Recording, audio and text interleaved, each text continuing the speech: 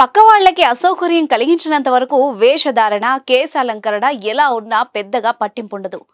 ఎవరు పట్టించుకోరు. కానీ ఆ ఊరికి కొత్తగా వచ్చాడు ఆ ఎస్ఐ. స్టైల్ పేరిట విపరీతమైన వేషధారణలతో బైక్లపై జుమ్ అంటూ తిరుగుతూ అమ్మాయిలు, కాలేజ్ విద్యార్థులు బయటకు వెళ్లే సమయాల్లో రోడ్లపై న్యూసెన్స్ చేస్తున్నారని, అమ్మాయిలు ప్రధానంగా స్టూడెంట్స్ ఇబ్బంది పడుతున్నారన్న సమాచారం ఆ ఎస్ఐ దృష్టికొచ్చింది. అత్యాధునికమైన టెక్నాలజీతో ఫెర్టిలిటీ ట్రీట్మెంట్ అందిస్తోంది మెడిసి ఐవీఎఫ్.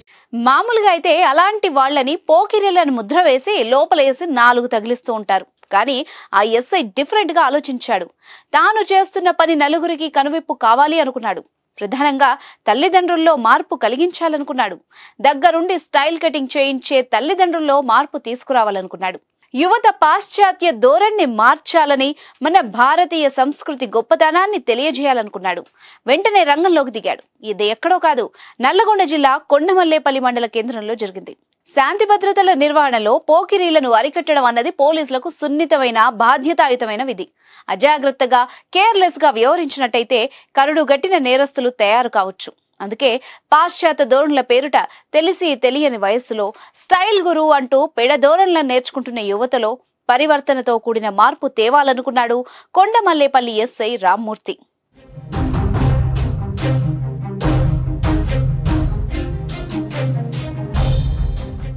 గురువారం రోజున అలాంటి వాళ్లను పట్టుకొని వాళ్ళకి కౌన్సిలింగ్ ఇచ్చి నేరుగా బార్బర్ షాప్ తీసుకెళ్లి దగ్గరుండి సరైన కటింగ్ చేయించాడు. ఈ సందర్భంగా ఆయన మాట్లాడుతూ భారతీయ సంస్కృతిని నాశనం చేస్తూ పాశ్చాత్య సంస్కృతి పేరిట స్టైల్ కటింగ్లతో బాధ్యత మరిచి ఫ్యాషన్ లోకంలో యువత మగ్గుతున్నారని, ఇది సరైంది కాదు అన్నారు.